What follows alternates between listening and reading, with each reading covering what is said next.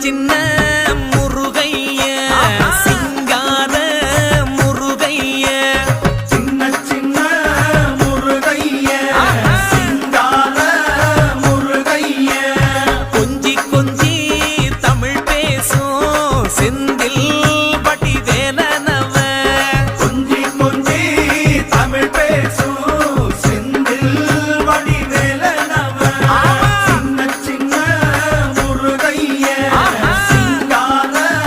முருகைய கொஞ்சி கொஞ்சி